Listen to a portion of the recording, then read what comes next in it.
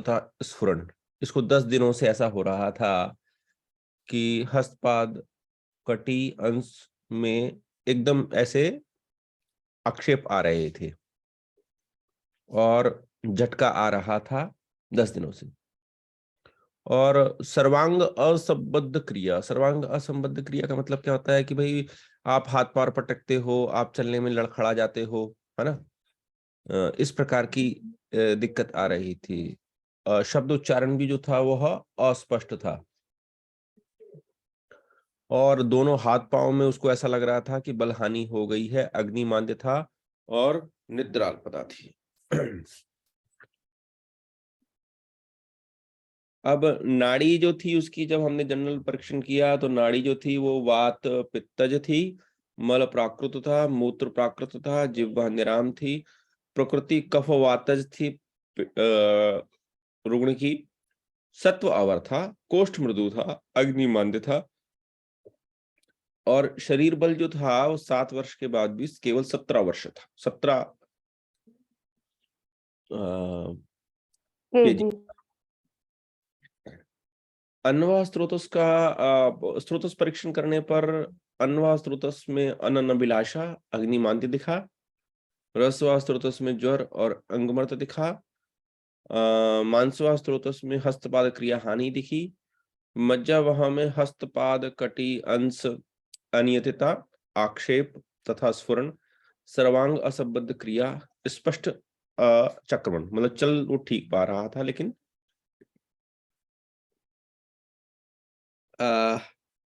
Reflexes check किए, planter पर extensor नी jerk absent था, बाइसेप्स जो था वो नेगेटिव था।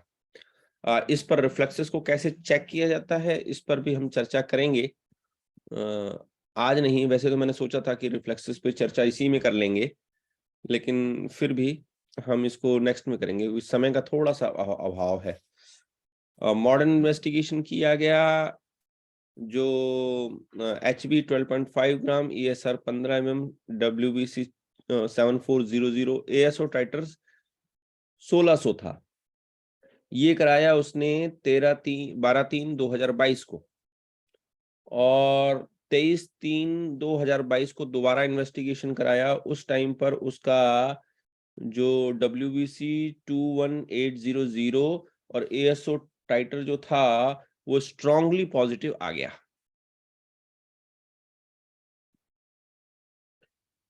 हमने जब हेतु विवेचन किया तो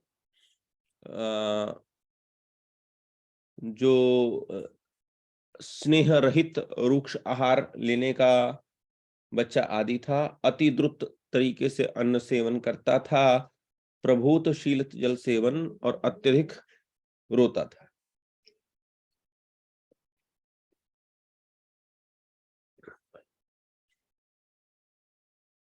हमको व्याधि विनिश्चय जो था तो डिफरेंशियल डायग्नोसिस में मांसगत ज्वर सोचा जा सकता था, सर्वांगगत ज्वर सोचा जा सकता था। बाद में मांसगत में क्या होता है कि दंड मुष्टि हतम तथा, ठीक है ना, ऐसा लगता है क्योंकि कोई डंडे से या मुक्के से जो है वो मार रहा है, सरुक शमितम अत्यर्थ, इस प्रकार की कंडीशन आती है जो कि पेशेंट में नहीं थी। आक्षेप की कंडीशन नहीं मिली, इसलिए मांसगत ज्वर और गात्र स्फुरणम गात्र भंजनम, इस प्रकार की सर्वांग गत वात में कंडीशन निकलती है। यहाँ पर क्या हुआ कि हमने व्याधि का निर्णय किया कि भाई यह आक्षेपक है कि यदा तू धमनीह सर्वा कुद्रो अभ्येति मुहुर्मुहु तदा अभ्यंग अक्षिपत्तेश व्याधि आक्षेपक स्मृतः। यानी कि धमनी में कुपित वात का जब संशय होता है तब रोगी जो होता है वो अंग आदि जो है वो इधर फेंकता है, इसको आक्षेप समझा जाता है।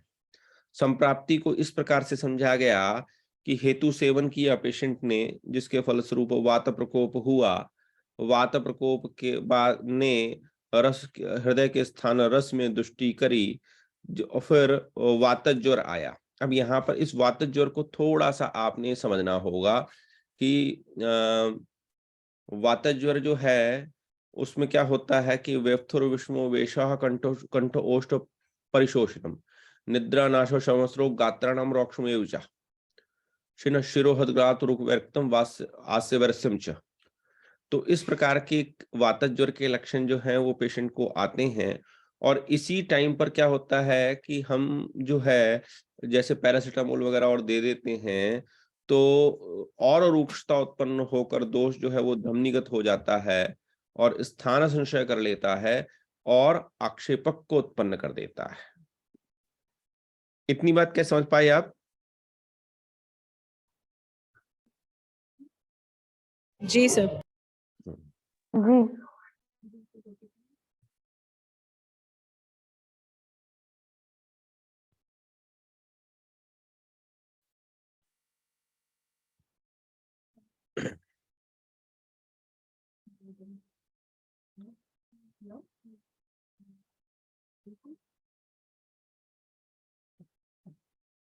चिकित्सा तत्व में आमनाशक, ज्वरनाशक, वातहर और ब्रूहण, इस प्रकार का प्रोटोकॉल जो है वो लिया गया। आम का नाश कर, ज्वरनाश, वातहरण और ब्रूहण। जो ड्रग मिली मैंने, लक्षणादि वटी, महावात विध्वंस रस, सहचर तेल, श्रीफलादि चूर्ण और क्षीरबला तेल।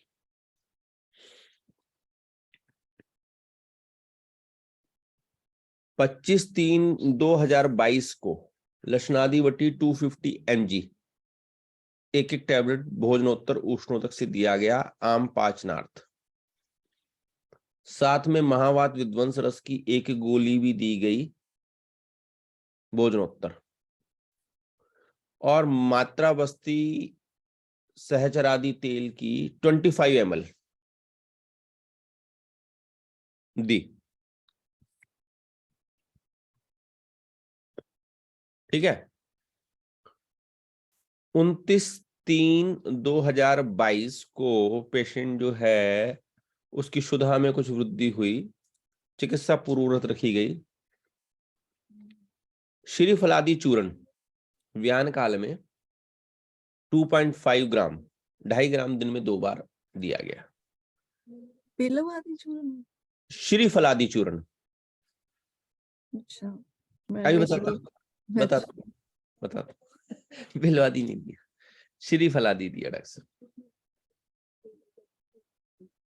ठीक है। फिर ये भी 2 बार दिया सर? हाँ, 2 बार।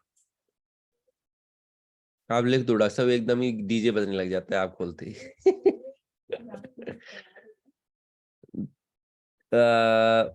30/3/2022 को अभ्यंग जो है वो क्षीरबला तेल का प्रारंभ किया गया। पिंड स्वेद दिया गया, बला अश्वगंधारी और शतावरी मिलाकर, और मात्रा बस्ती पुनः मतलब पूर्ववत चलती रही। इतनी बात समझ में आ रही है आपको? हाँ जी। 2/4/2022 को पेशेंट ने कहा कि भाई मुझे आक्षेप में उपशय है, अब मुझे ऐसे फड़कन जो है वो कम आ रही है। हमने चिकित्सा पूर्ववत रखी। 5/4/2022 को हमने आभ्यंतर चिकित्सा जो थी वो पूर्ववत रखी, अभ्यंगो पिंड स्वेद रखा, और जो मात्रा बस्ती थी उसमें सहचर के साथ क्षीरबला तेल का मिश्रण, यानी कि 20 ml सहचर और 10 ml जो है वो क्षीरबला तेल को प्रारंभ किया। ये जो मात्रा बस्ती थी ये कुछ दिनों बाद शुरू की, जैसे थोड़ा आम पाचन हो गया उसके बाद कि साथ ही शुरू? नहीं, फ्रॉम द फर्स्ट डे शुरू कर दी डॉक्टर साहब, अच्छा। फ्रॉम द और फर्स्ट डे। उसके पीछे रीजन ये था डॉक्टर साहब, देखो पता है क्या है कि आम पाचन कोष्ठ पर होना है, ठीक है ना। मात्रा बस्ती जो है वो शाखा पर असर करेगी, ठीक है। तो तुरंत स्नेहन की भी आवश्यकता है। कई बार जब आम पाचन होता है हम्म कफ का क्षमन होता है, जो कि वातवाती का कारण बन हाँ सकता है। हाँ हाँ हाँ, जी जी जी तो साइमल्टेनियसली ये भी मेरे दिमाग में था कि भाई काउंटर तो करना पड़ेगा, ठीक है ना, जी दोनों हिसाब ठीक से। So I ठीक have to take care both things. So I started Lashnadivati plus Mahavat Vidvans. Then I started 11/4/2022 को जो स्फुरन और आक्षेप था वो समाप्त हो गया। चलना बैठना प्राकृत लिखने में थोड़ा सा कष्ट हो रहा था। आभ्यंतर चिकित्सा पूर्वत रखी, बस्ती शुरू करी, उसको मांस रस 30 ml और चंदन बला लाक्षादी की तेल की 15 ml और शीरबला तेल 15। सैचर को मैंने हटा दिया। अभ्यंग और पिंड स्वेद पूर्वत चलता रहा। 16/4/2022 को जो सकष्ट लेखन था वो अत्यल्प हो गया, लक्षणादिवटी बंद कर दी गई, शेष पूर्वत किया। फिर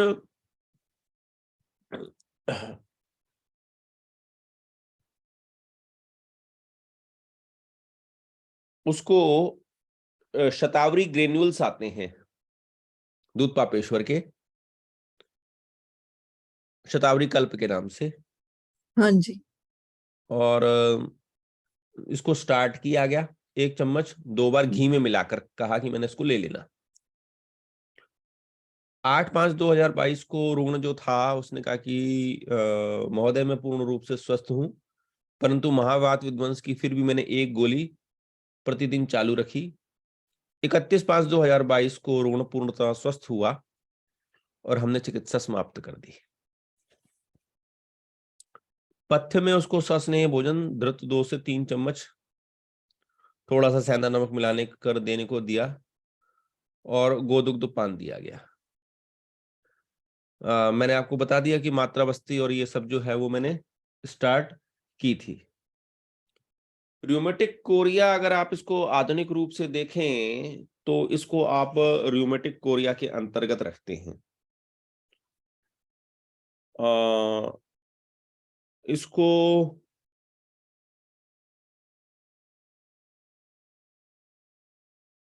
सिंडेम हेम्स कोरिया या सेंट वाइटस डांस भी कहते हैं। और जो र्यूमेटिक फीवर है उसमें सीएनएस का इन्वॉल्वमेंट हो जाता है, तब इस प्रकार के लक्षण जो है या आक्षेपक की स्थिति उत्पन्न होती है। और यूजुअली जो र्यूमेटिक कोरिया हमने देखा है वो एक्चुअली में 5 से 15 साल के बच्चों में